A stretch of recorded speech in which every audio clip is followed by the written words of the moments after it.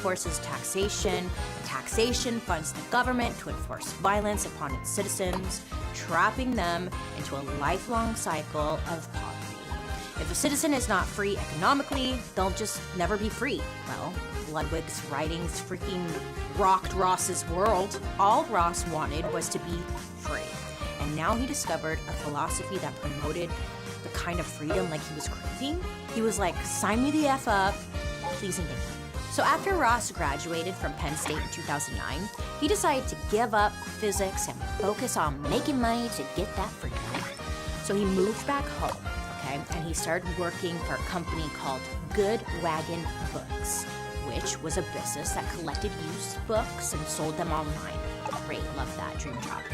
While there, Ross built Good Wagon's website. Yeah, he learned how to manage a business inventory, and he made a custom internet script that would determine a book's price based on how it was ranked on Amazon. Ross did so well at the company that when the owner left, he passed the company off to Ross. And under Ross, Good Wagon Books thrived.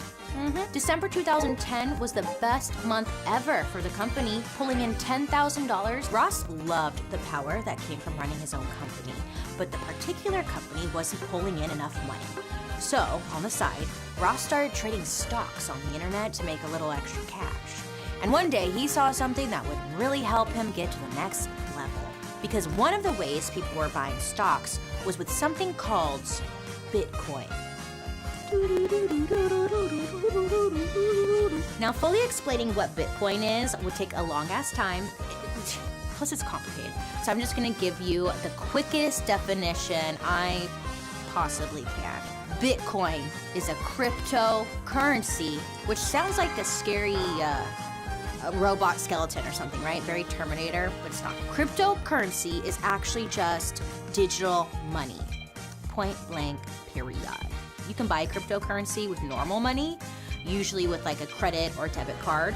And then the cryptocurrency becomes digital money. So that's stored in something called a blockchain. Yeah, I lost you probably. Come back, pay attention. A blockchain is a digital ledger book that manages all your cryptocurrency transactions, but it's encrypted and technically no one can trace it. It's untraceable. On top of all of that, the value of Bitcoin isn't based out of central banking like most of currency is. Instead, it's based on how much of a demand there is for it. That's it, really, I guess. People are gonna be like, that's not it, blah, blah, blah. Shut up. There's a lot more to Bitcoin than that, but the easiest way to look at why people use Bitcoin is to think of it as money that isn't tied to the government in any way. It's untraceable, too. And most importantly, people assume the transactions were anonymous. Ross was blown away by Bitcoin, and it gave him an idea. Light bulb. What if he could create a website where people could buy anything they wanted, but it was completely anonymous? And what if it wasn't just normal stuff that you buy online? What if you could buy, I don't know, whatever you wanted? Let's say, drugs. You see, Ross believed that all drug use was a personal choice, and the government should stay the hell out of people's personal choices. Plus, Ross believed the war on drugs was a total failure, which we talked about here on Dark History, remember? It was. Thank you. So by making a website that ignored the government and their quote-unquote war on drugs, Ross saw an opportunity to create the kind of freedom of choice he wanted to see in the world. Trailblazer. Now, the biggest problem Ross faced was that, drugs are illegal, and selling drugs online also illegal.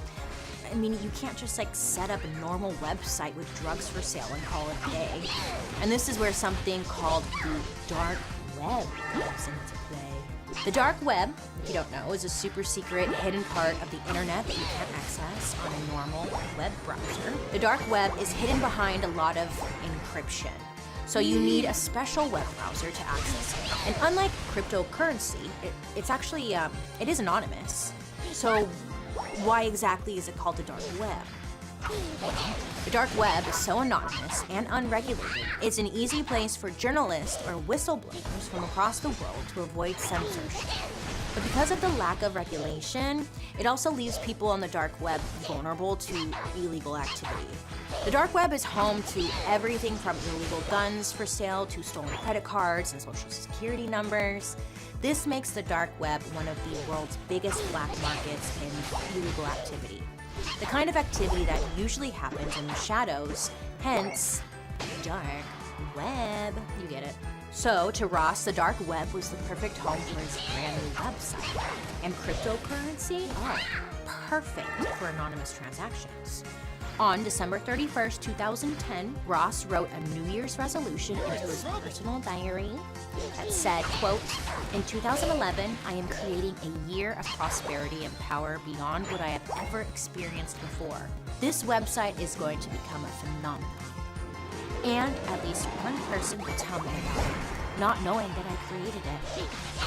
And at the beginning of 2011, Ross closed down Good Wagon Books for good and officially launched his brand new website, which he called Silk Road. But first, let's pause for an ad break. Shopping for clothes can be the worst. I mean, I just merged out my closet, which felt amazing, but the thought of replenishing pieces in my wardrobe, man, you never know if things are gonna fit when you buy online. Returns, and sometimes you don't even know where to even start. But this season, let Stitch Fix do all that hard work for you. It's really easy and fun to get started. First, you're just going to take a few minutes to set up your Stitch Fix style profile. Answer a few questions about what you like to wear, what you don't, and how open you are to trying new styles. I was surprised to find out how detailed the quiz was, from asking how garments really fit to showing images of outfits to get an idea of what your style is. And then Stitch Fix expert stylists will go to work. So they're finding items exclusively for you.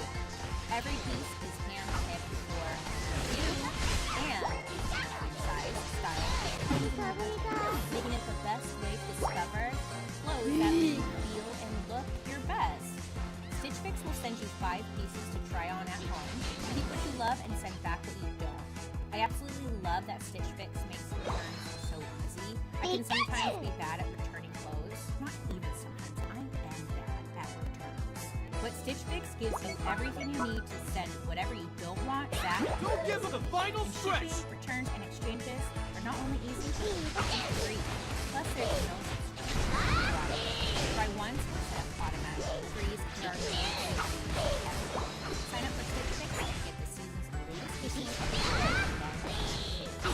Sign up today at stitchfix.com/darkhistory to get $20 off. That's stitchfix.com/darkhistory to get $20 off your first purchase. Limited time offer. Purchase with Now let's get back to today's story. When you hear the name Silk Road, because I picture, isn't it that vegan milk? It's not vegan. Isn't it called silk something? That's what I think of. That. I think of milk. Yeah. Well, that's not why Ross called it Silk Road. Ross actually got the name Silk Road from a real thing in history. Hence the name Dark History. Full circle. Full circle. I can't talk today. More than 2,000 years ago, there was a trade route that carried everything: porcelain, cannabis, spices, gold, gunpowder, and silk. But it wasn't just goods that were traded on the original Silk Road through China. It was religion, philosophy, and information. All of these things would lead to innovations in technology that changed the world forever. And that's why Ross chose the name Silk Road. I mean, he was hoping his website would do for the internet what the original Silk Road did for the real world. But there's one other thing we need to know. And set up your Stitch Fix style profile. Get the season's latest pieces for women, men, and When you hear the name Silk Road, close your eyes. What do you picture? Because I picture, isn't it that vegan milk? It's not vegan. Isn't it called silk something? That's what I think of. Yeah, I think of milk. Yeah.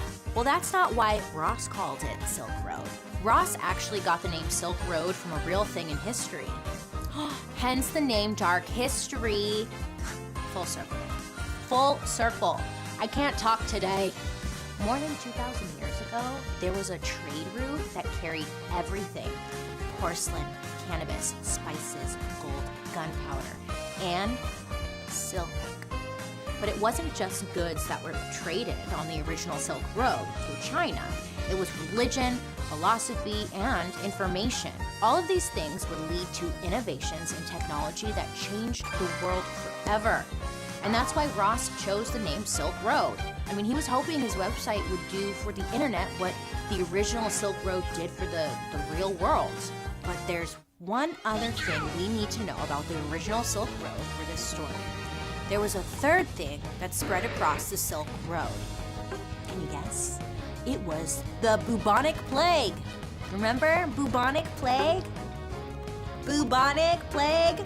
So even though the original Silk Road spread ideas and goods, it also spread disease and death. LOL.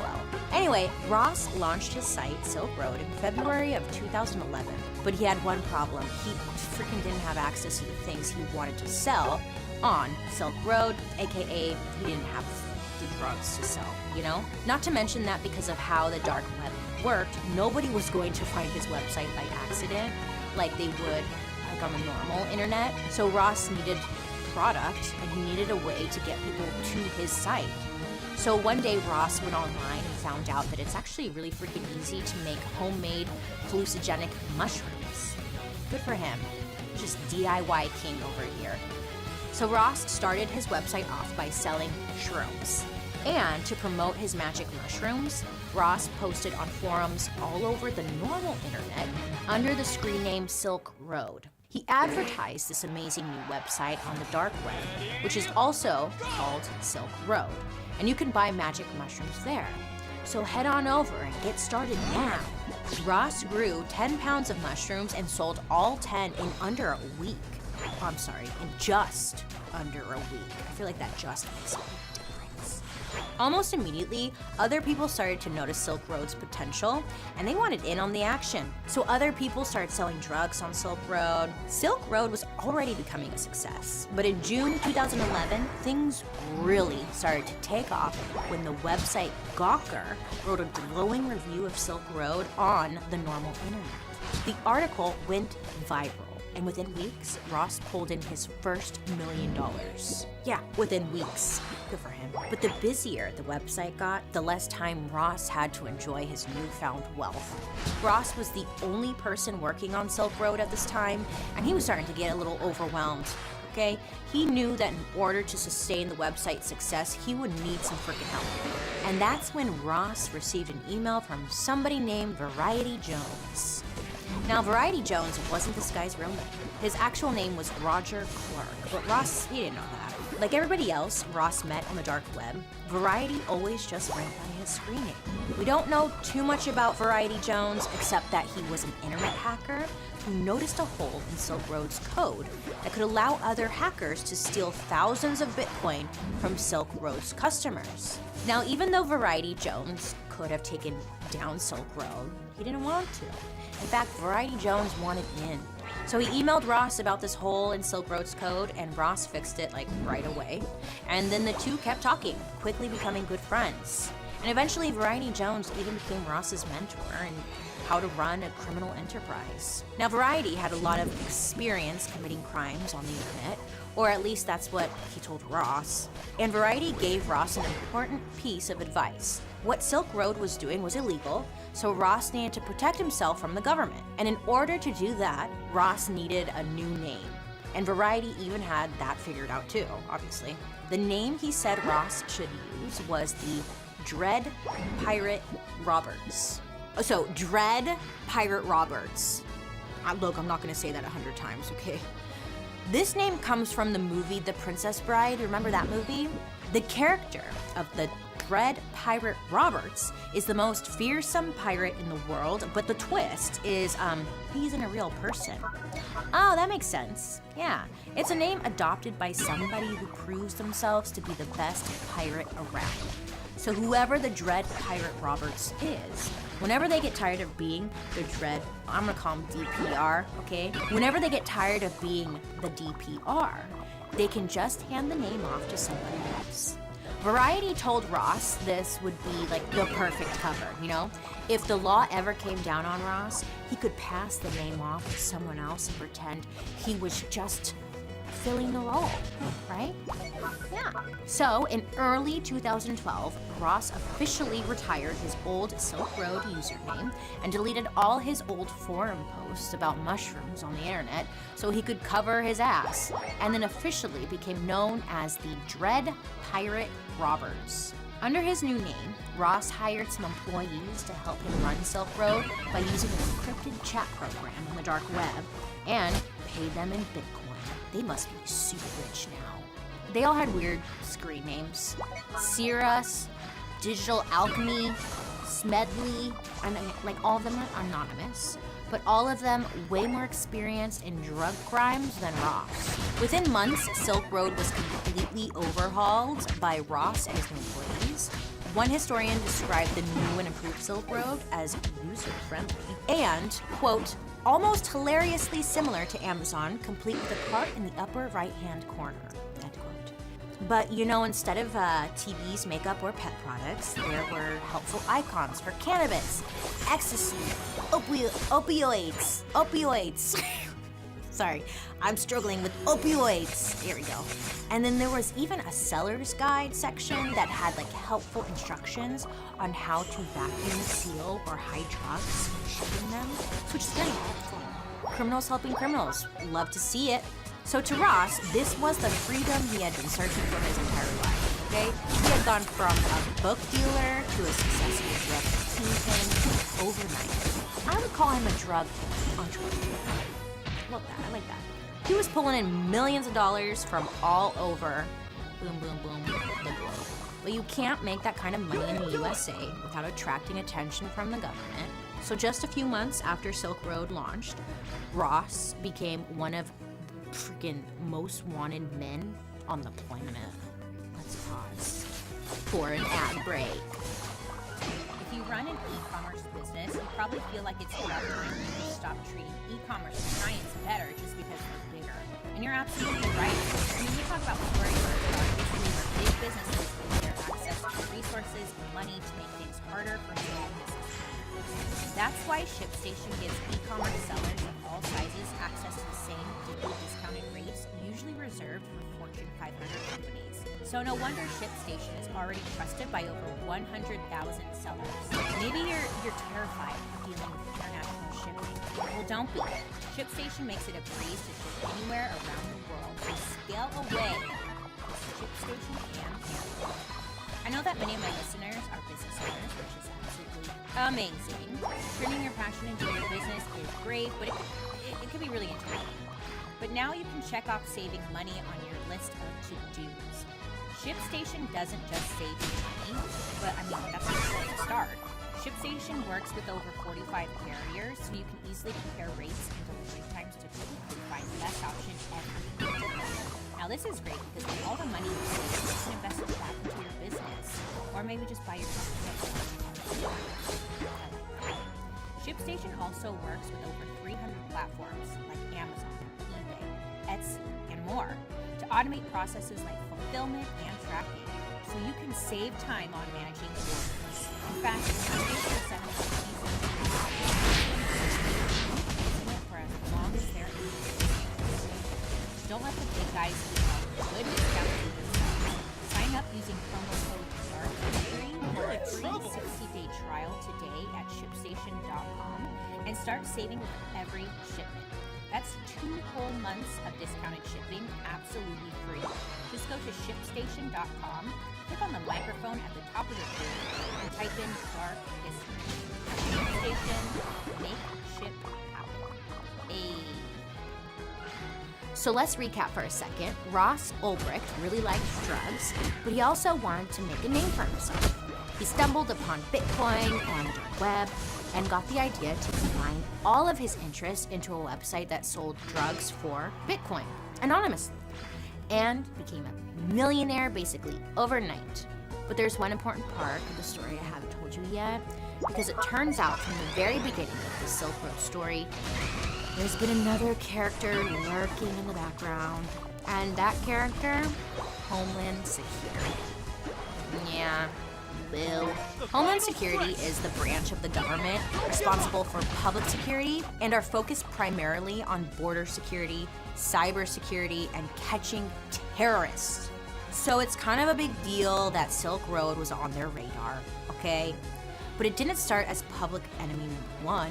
I mean, at first, the Homeland Security team just wanted to get a little drugs and party, you know? And then they're like, oh, whoops. Nah, I'm just kidding. At first, it was just one Homeland Security agent who noticed something wasn't right about Silk Road. This guy's name was Jared. Yeah, Jared. Remember the subway guy, Jared? Yeah, he turned out to be shit. Anyways, one day in June of 2011, Jared was sitting in his office when he got a call from a guy named Mike. Mike worked as a border protection officer at Minnesota Airport, and he told Jared, like, hey, I intercepted this piece of mail. It's an envelope, but on the inside is just a single pink pill. The weird thing is, it has a squirrel engraved on the side. Now, normally when Homeland Security gets a call like this, it's not treated like as a big deal. Most agents have gone on record saying that crimes this small get logged and forgotten. We appreciate the honesty. And since there are bigger cases like to work on, involving like felony level amounts of drugs, this would have been nothing, right? But Jared had only been working for Homeland Security for 2 months. So to him, he's got something to prove, and this was an interesting lead to follow. He's trying to reclaim the name Jared and make it a good name because that subway Jared really ruined it for everyone. He told Mike he couldn't just fly out to Minnesota to check out like a single pill, but gave him his personal number and told him to report back if anything similar happened again. Which I'm sure he was like, sure, call me back if something happens. Thinking like nothing's gonna happen, you know? So for a few months, Mike went about his daily business of checking the mail, coming through the Minnesota airport for anything suspicious to report back to Jared. But he didn't really find anything until October 5th, 2011, when he found another plain white envelope with a single bump in the middle. And sure enough, the bump was another tiny pink pill with a squirrel. That sounds cute, just like the one he found before. So Mike picked up the phone and dialed Agent Jared. Now apparently, Agent Jared had become a bit obsessed with small drug seizures ever since that first phone call. And the pink pill was like, I guess it was an ecstasy tablet, because he took it and he was like, what? No, I was kidding. Wouldn't you though? I would. Wouldn't you? I'd be like, what's this? We'll find out. But he finds out it's an ecstasy tablet somehow. Wink, wink. And Jared had started hearing about like a number of similar discoveries of single ecstasy tablets down at Chicago's O'Hare Airport, the one where they filmed Home Alone. When Jared first heard about these pills, there were only 3 to 5 packages every other day that contained small amounts of ecstasy. But by the time Mike called Jared in October, I mean, there were now like 30 to 50 packages like these every single day at the O'Hare Airport. Each package was addressed to an individual person at their homes, which is just kind of messy when you think about it. But the easiest ones to find were drugs taped like on the inside of CD and DVD cases or single pills in envelopes. But some of the other drugs were more cleverly hidden. For example, there was this one package that had nothing in it but a small piece of cardboard. And you know how on the sides of cardboard there's like those tiny ripples and holes? Yeah, you know. Well, there were tiny pink ecstasy tablets stuffed inside of each of those holes. I love a puzzle. I mean, that's fun. So there was a lot of effort being made to send small amounts of drugs to people, and Jared wanted to know who was behind it. So Jared now decided he had enough evidence to perform what's called a knock and talk, which is exactly what it sounds like. What does it sound like? Knock, knock. Who's there? Knock, knock. I don't know. Jared went to one of the addresses that had ordered some of these drugs and knocked on the door.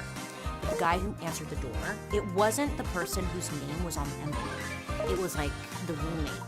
So Jared asked the roommate if he ever noticed anything a little unusual about his roommate's mail. And the roommate immediately said, like, yeah, he's ordering a lot of drugs online from this website called Silk Road. Now, initially, Jared was like, okay, like, what is Silk Road? But the roommate had a severe case of verbal diarrhea, so he just keeps talking and talking and talking. And the roommate tells Jared, think Amazon, but for drugs. And he goes into great detail about how you could find anything on Silk Road, how it's on the dark web, and how every order is bought exclusively with Bitcoin. Now, Jared heads back to his office, and the first thing he thinks is like, there's no way I'm the first one to stumble across this website. But he goes on his computer and finds out there are no open cases involving the words Silk Road in the Homeland Security database. He tries typing similar keywords, but nothing comes up, nothing's coming up. So with no other options, Jared Googles it. And after digging through a few hits related to the historical Silk